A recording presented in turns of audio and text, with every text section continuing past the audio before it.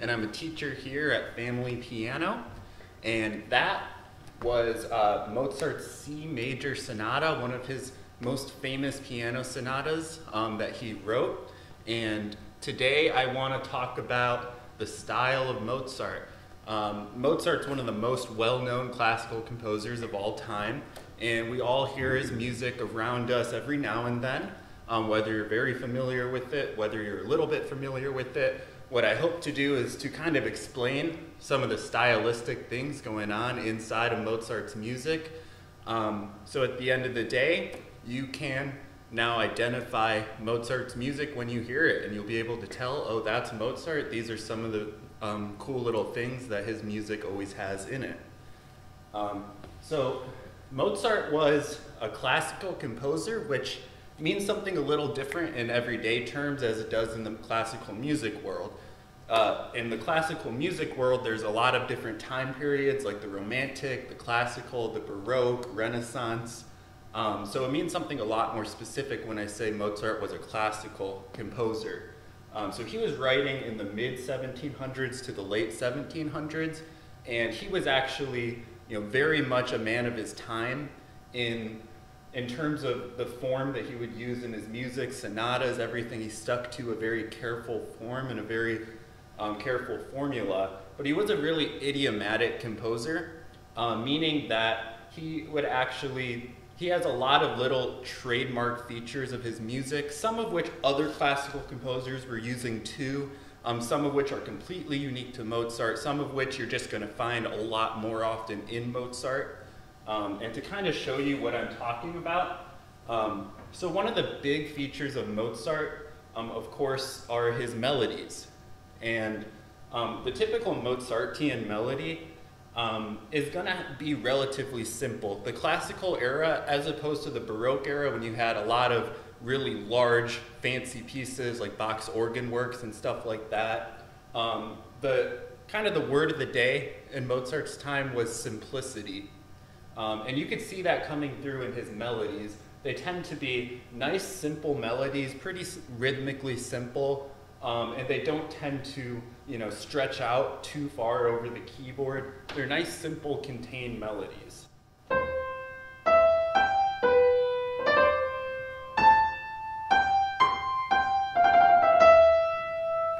So they're nice, simple, contained melodies, and the best melodies tend to be melodies that you could sing really easily, and that's what you're going to notice with Mozart. All of his melodies are very singable, and they stick in the mind really well.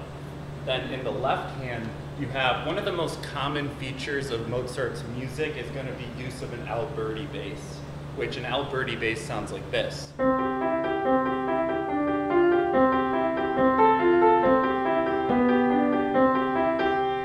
So that's the Alberti bass, and basically what it does, so all of classical music of this time period is going to tend to be really chordally based, meaning pretty simple block chords for the most part.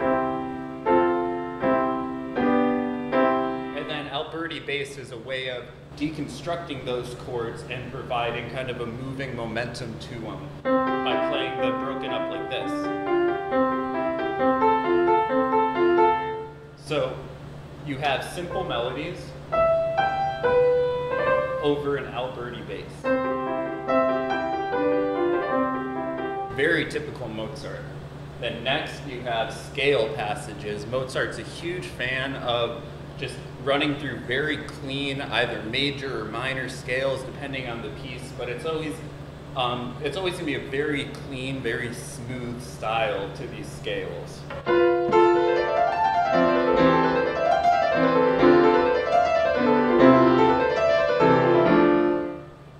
You're going to find that in some other classical music, but most of the time, when you're hearing music that just has a lot of very natural scales,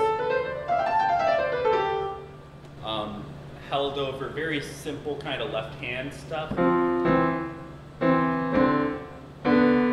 that's very indicative of Mozart. Another thing that's really big in Mozart is his use of really crisp articulation. He's a big fan of staccato, of detached notes. So you're going to find that again and again, such as here.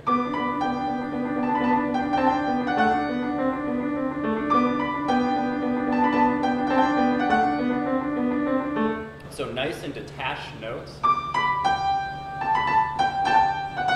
It's a very delicate feel to his music.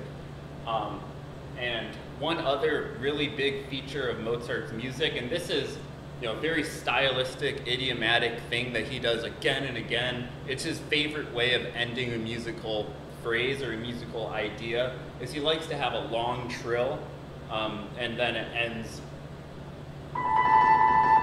with a downwards figure like this. So, like at the very end of the beginning of the piece.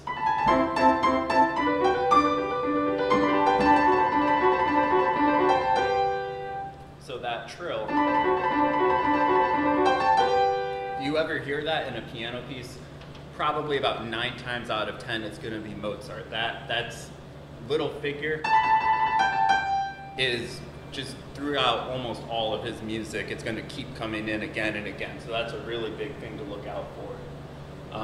And then next, I want to show, so a lot of people think of Mozart's music as very happy, very upbeat, kind of nonchalant, playful, and that's all true. But Mozart also had a pretty stormy side to him as well. And there's a decent amount of attributes in his music that come out in his minor music that are really stylistically Mozart. So this is going to be an example. This is from his Fantasia in C minor. And this is going to be an example of a more, kind of hectic, more minor key Mozart.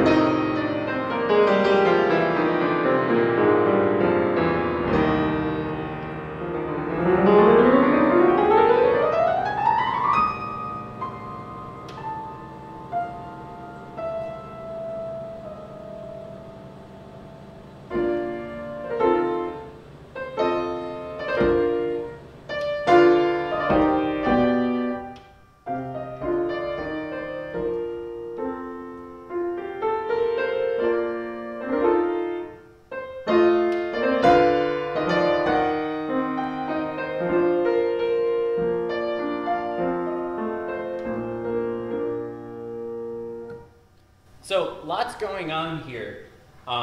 So some of the major things that could help point out that this is Mozart.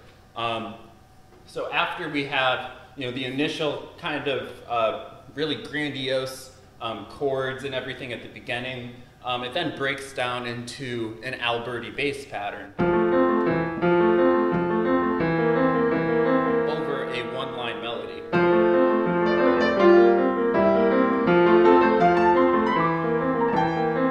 That's very typical Mozart. And then he switches into the minor. And one thing you're going to find, this is still very chordally based. That's just an F minor. So it's all strict, it's a very strict tonality going on here. And then you're going to find that crisp articulation is still there.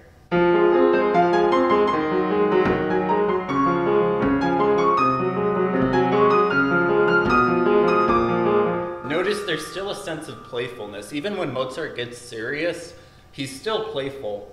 You know, he's definitely, back then there was a sort of nonchalant demeanor that was really favored by the aristocracy. So even when you wanted to show, you know, a lot of emotion, you still had to be somewhat nonchalant and playful about it. And Mozart really encapsulates that.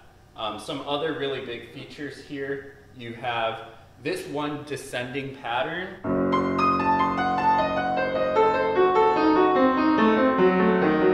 That's a descending diminished chord going in thirds. That's huge in Mozart's music, especially in his minor music. He really likes to, you know, have a chord in the left hand, and then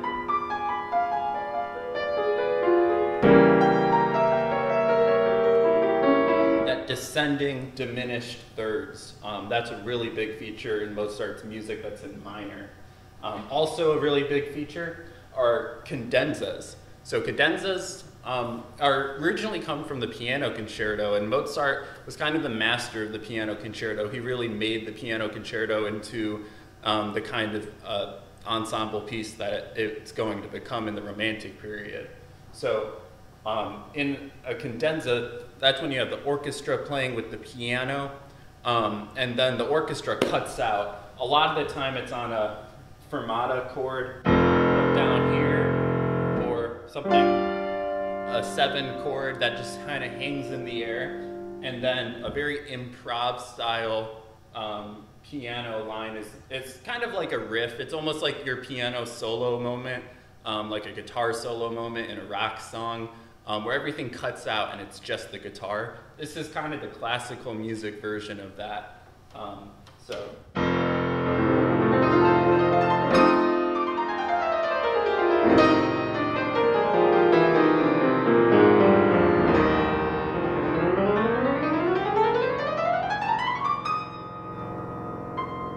Very Mozartian. Then he likes having these notes at the end kind of hang on, and oftentimes he'll go from eighth notes to quarter notes with the fermata over them. So they really hang. And then, so you just had a lot of, you know, angry, exciting emotions. Now, Mozart is very nonchalant, so he's going to switch right back to something peaceful, but he's still going to have some hints of some anxiety in there.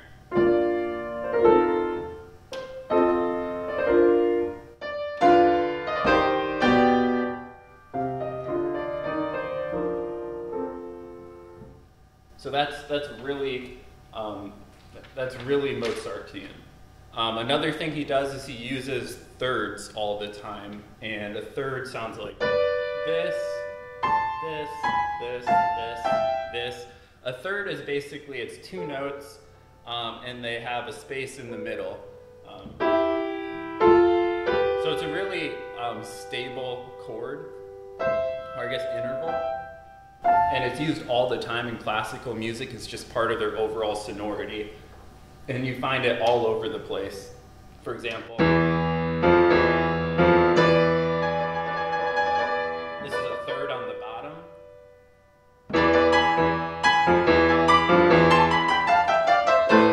Those descending, those are all thirds. And then even the diminished third pattern, that's all thirds as well. So to wrap this up, I'm going to play one more example. This is another in a major key. Most of Mozart's music was in major keys. But this is a really good example of how there's going to be Alberti Bass. There's going to be a lot of use of thirds, a lot of really crisp articulation.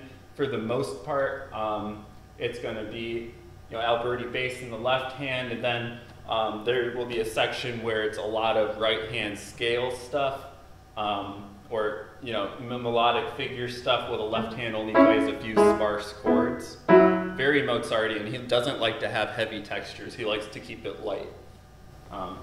And there's a very clear purpose of each hand in this piece. So I'm going to go ahead and play this.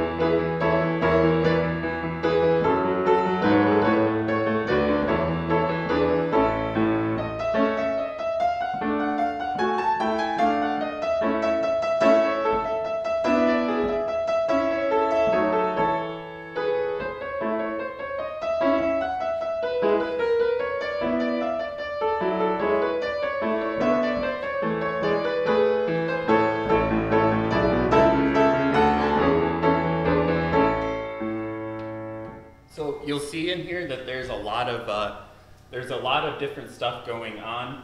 In particular, after the Alberti Bass section, the first variation, you're going to see a lot going on with the right hand, a lot of scale passages, and then filled with, in the left hand, pretty sparse chords, and they're detached, which is really Mozartian.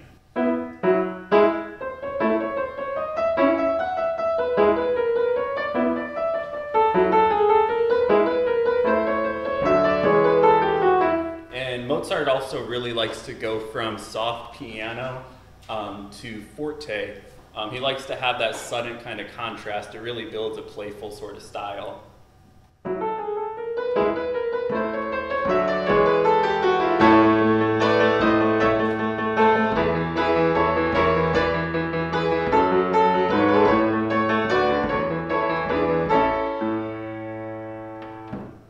So there's also always a clear purpose to each hand and what each hand is doing. And they work in coordination with each other, but it's really clearly outlined what each hand is supposed to do. Like the left hand, the left hand is supposed to create a really driving pulse. You have.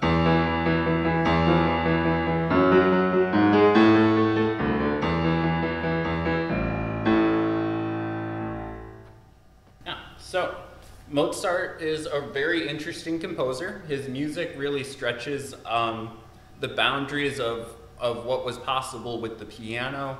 The piano in Mozart's age was a forte piano, and it did not have nearly as much dynamic control or anything like that. Compared to this, I'm playing on a 9-foot grand right now. And in a lot of ways, it shows how revolutionary Mozart was, because he was designing his piano music to really work really well for instruments that weren't even developed yet. So if you want to learn more about Mozart, Beethoven, Schubert, any of the classical composers, if you want to learn some music theory, some ear training, some improv, ragtime, anything like that, go to familypiano.com/music lessons. I'm Max, and thank you very much for watching.